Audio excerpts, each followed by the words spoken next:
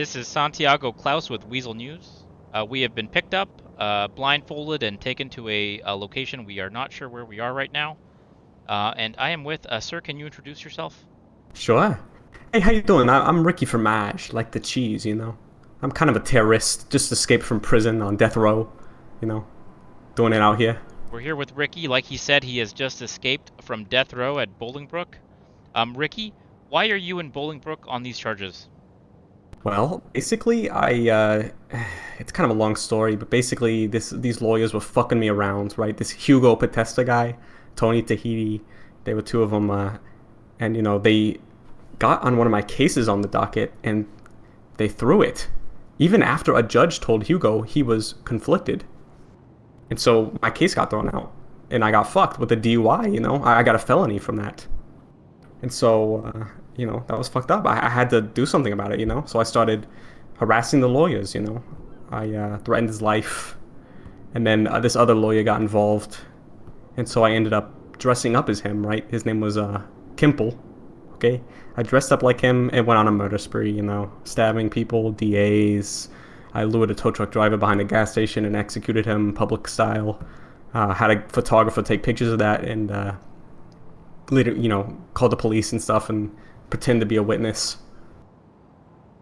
Ricky, why did you feel the need to escape from prison? Were you, well, like, what was your sentence? What motivated you to do this? Well, here's the thing, they took me to prison and I escaped once before, okay?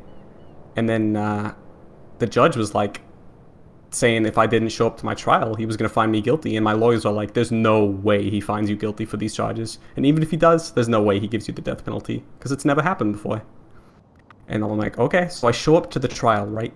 I was free and I still showed up to the trial and they fucking locked me up.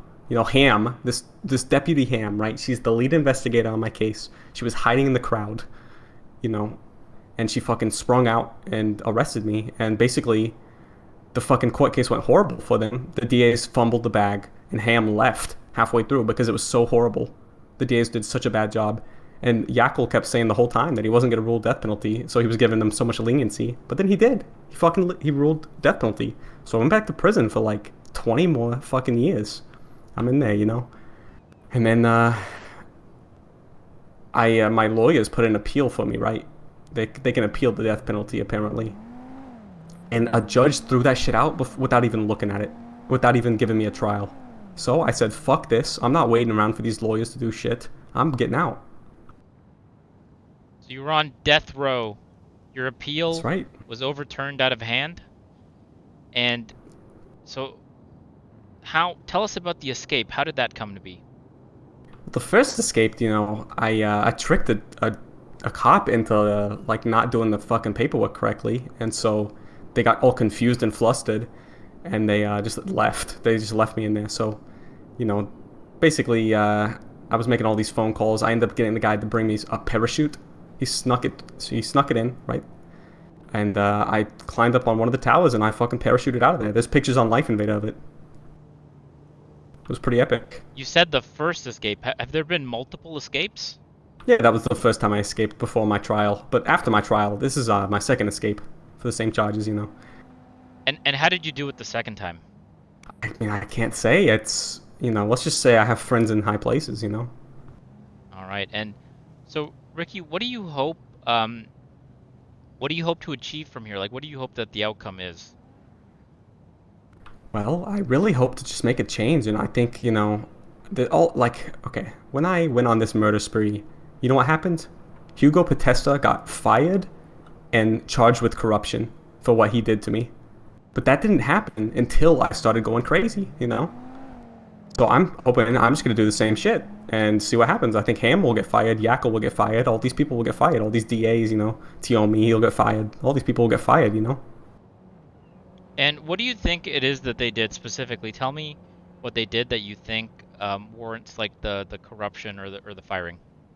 Well, Ham's the fucking worst, all right? When I had my friend who was coming to visit me in visitation, and Ham was plains closed, no vest, no badge, nothing. And she pulled a fucking gun out, put it to my friend's head, he also was pulling his gun out at the same time, and she executed him for no reason, right? And she was like, and that's not the worst part, okay? She was letting him bleed out on the ground, and then she started throwing his body around, saying she was gonna let him bleed out in front of me. I just had to sit behind the glass and watch that shit. You know, that was my best friend. He killed people for me. You know, we did meth together. That's fucked up. Yeah, that sounds traumatic having to see that firsthand. And what about the others? Well, Judge Yackle ruled death penalty on me for no reason. You know, it was not deserved at all, not even a little bit. I didn't, you know, no one actually died. It was all attempted murders. Okay. And so again, what do you hope happens next? Well, either they quit or get fired, or I kill them all. It's that simple. This is Santiago Klaus with Weasel News, here with Ricky Fromage, on death row, escaped twice, and looking for change in the system. This is Weasel News signing off. Thanks for watching.